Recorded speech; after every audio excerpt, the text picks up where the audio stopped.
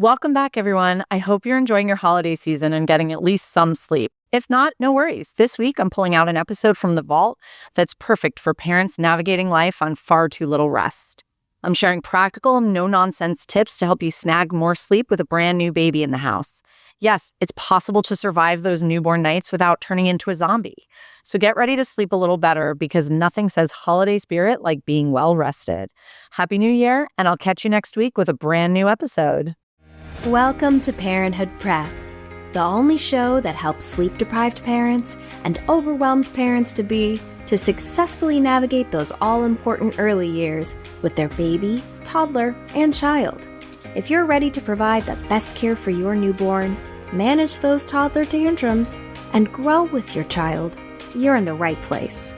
Now, here's your host, baby and parenting expert, Devin Clement.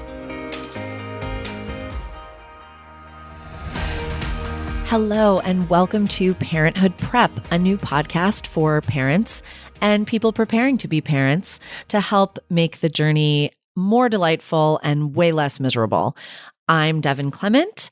I'm the founder and CEO of a company called Happy Family After. We have been providing newborn care and baby sleep training for over 12 years to clients in the New York City, New Jersey, Philadelphia area. But I personally have been providing care to children and families for over 30 years. And in that time, I have seen so much and learned so much. I kind of consider myself the Jane Goodall of parents because I have been in their homes, watching them close up, helping them, supporting them, following their lead, sometimes giving advice and recommendations, learning from them, teaching them just for so long. And in that time, I have seen so many trends come and go, but I've also seen what sticks around, and I've seen what really makes some parents just have such a calm, positive experience and what makes others really miserable. And a big topic we're going to be talking about a lot is sleep, right? You hear that so much, especially with a new baby. Are they sleeping? Are they a good sleeper? Are you sleeping?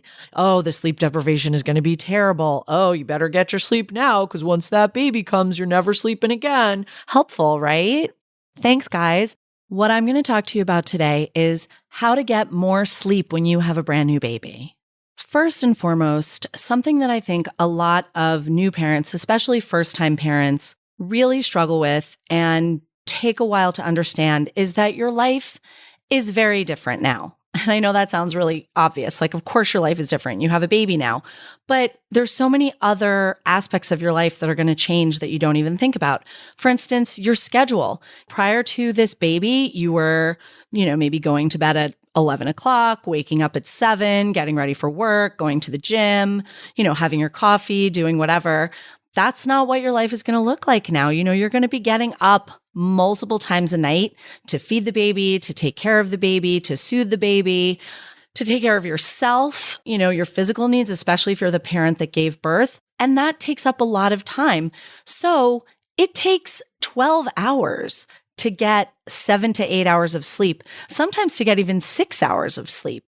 And that can be really hard to wrap our heads around, especially because as a society, we put all this emphasis on, getting up early and being the early bird. And, there's this like moral judgment that comes along with it if you sleep late. Trust me, I've been a night owl my whole life and I have dealt with this judgment. And also on the flip side, that if you go to bed early, you feel like people are judging you for, not having fun, not watching television, like not making the most of your evening. And that can be really difficult. So what does that look like?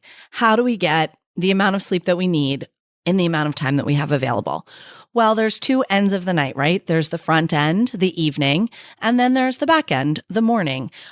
And when we work with our clients doing overnights, one thing that I see just tremendously is that they're not used to winding down as early as you're going to start needing to wind down. Now, does this mean you need to wind down at 6 o'clock? No, you can wind down at whatever time you want for yourself and for the baby. But think about that 12-hour window.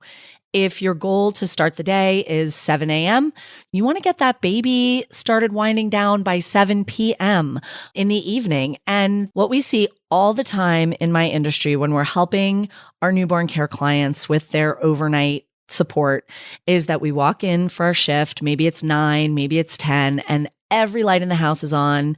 The baby's fussy. Maybe they're like half dressed in a diaper. The parents are absolutely ragged, passing the baby back and forth, so stressed out. Dinner's on the table, either half eaten or not eaten at all. The television's on, and everybody's just really frazzled. And we don't want that for you. We don't want that for your baby. We don't want that for you and your partner. We don't want that for anybody. So we come in and we take the baby and we get the baby dressed in pajamas and swaddled up. And yeah, maybe they're fussy and crying during this process, but the goal is to get them to where they want to be, which is calm and asleep. So we get the baby all ready to go. We start turning off lights as we go. We turn off the television. I go into, a dark room, a quiet room, maybe the nursery, maybe the bathroom. I get the white noise machine going, put in the pacifier if they're using a pacifier, and I just get that baby settled without all of this overstimulation that's going on that the parents didn't even really notice because it's just constantly on in the background, and you can completely lose track of time when you have a newborn. So, once the baby's settled, the parents can eat their dinner, they can take a shower, they can get changed into their pajamas, whatever they want to do. And I just start to see over time as I'm coming in and I'm starting this routine for them that they start getting on board with it and they start winding things down earlier and earlier so that when I show up for that shift at 9 p.m. or even at 7 p.m., the lights are dim, the TV's off for the moment. That doesn't mean you can't, watch Netflix after the baby's down, but just eliminating as much, noise and light as possible, just keeping things calm. You can just really feel the energy shift. You can feel the parents being calmer. You can feel the baby being calmer. Everyone is just more relaxed. And once that baby gets settled, you guys have time to do whatever you want. You can eat your dinner. You can watch your shows. You can talk to each other, talk about your day. You can really do whatever. And they really, really appreciate it. And listen, this is not just when you have a brand new newborn. This carries over into toddlerhood, preschoolers, all ages of kids. I worked with a family sleep training a couple of years ago with their toddler. He was a little over a year. And they also had a 4-year-old. And the parents worked together. They had their own business and they would come in at the same time, relieve the nanny. It would be like 5, 6 o'clock. The kids would have eaten dinner.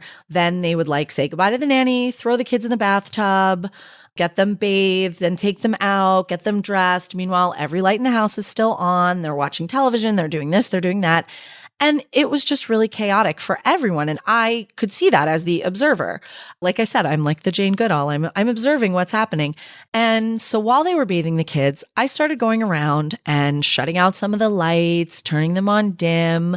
I got the kids' pajamas laid out in the living room so that when they were ready to come out, they would have a nice, peaceful environment to come out to. And that was the first step in the sleep training process for the whole family. They got the kids in their pajamas. They had their milk on the couch. They, maybe watched some videos or listened to some music, and they brought the baby upstairs and everyone was just so much more calm and peaceful. Now, of course, we still had to do sleep training, which, was a big part of the process. But by the time I was done there, the whole family had just this nice, calm, wonderful bedtime routine that the parents looked forward to instead of coming home from work in this state of total chaos and continuing the chaos right into bedtime. And it was funny because the mom said to me on the last day, she said that one of her coworkers had asked her, how's it going with the sleep trainer? And she was like, oh, it's going so great. He's doing so well. He's going down. He's sleeping through the night. And the coworker was so fascinated. And she was like, what did she do? And the mom said, well, it's going to sound really stupid, but she turned off the lights.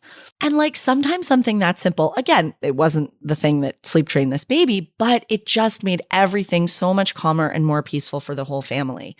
And, sometimes I feel guilty coming in as the calm, well-rested, confident, person with a lot of experience and taking your baby and getting them calm where you couldn't. But a lot of that is because I am the calm, well-rested person coming onto the scene, and they really pick up on that. So if your energy is really tense and you're stressed and anxious and you're flustered because the baby won't calm down, you got to do whatever you can to calm yourself, because they really pick up on that. They look to you. They look to us adults, but especially to their parents to tell them how to feel. So if you're frazzled and flustered, they're going to be too. So just work on getting yourself really calm, whatever that takes. Remove all of that stimulation and get everybody settled a little earlier. Now we've got the baby down for an early bedtime. You guys are winding down. The lights are dim. You're in your pajamas. You're getting ready to go to bed. And the baby's awake. They need to be fed. They need to be changed. They need to be soothed, whatever.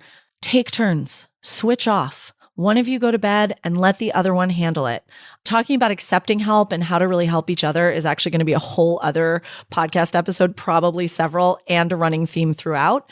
But think about, how you can take shifts to work together during the night. Even if one of you is breastfeeding, body feeding, there's plenty that the other partner can do, or whoever you have helping you, the other person can do to really help and support you during the night.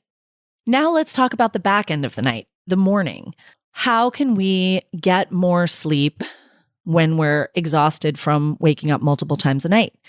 It's actually really simple. And this is something that is such a game changer for the clients that I work with that I just wish I could shout it from the rooftops. Go back to sleep in the morning.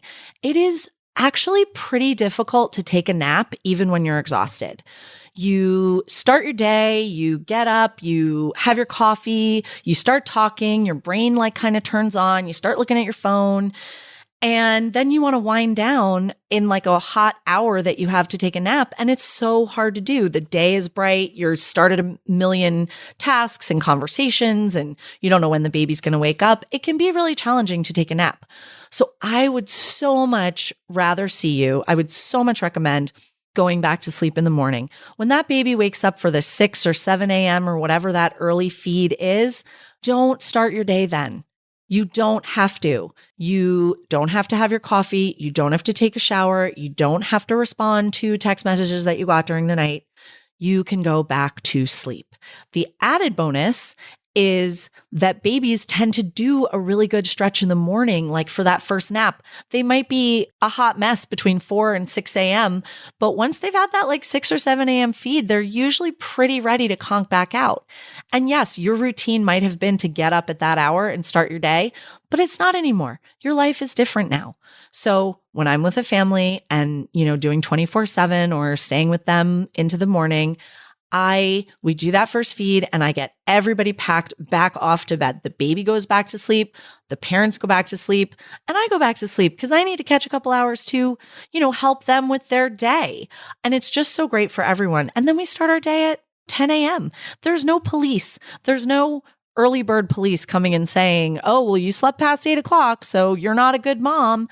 Now, if you have other kids, this can certainly be a lot more challenging. So that's where I would recommend, either getting some additional support in the morning or doing that real early night bedtime that I suggested before. Get yourself in bed at 7 or 8 if you have to get up at 7 or 8. But if you are able to sleep in because it's your first baby or whatever, then absolutely take advantage, go back to sleep in the morning. You will be much more able to do it. Your baby will be much more able to do it. And you will wake up so refreshed and ready to start the day just a little later in the morning. That's all. It is so hard to feel like we're less capable than we used to be just because we have a baby now. But especially in those first few months, so much of your physical, mental, and emotional energy is being devoted to this baby that getting as much sleep you can to replenish that for yourself and for them is absolutely the best gift you can give to your baby and you. To be sure you never miss an episode, be sure to subscribe in your favorite podcast app. We'd also love to connect with you on social media. You can find us on Instagram at Happy Family After or at our website, happyfamilyafter.com. On our website, you can also leave us a voicemail with any questions or thoughts you might have, and you can roast your baby. Talk to you soon. Thanks for listening to this week's episode of Parenthood Prep.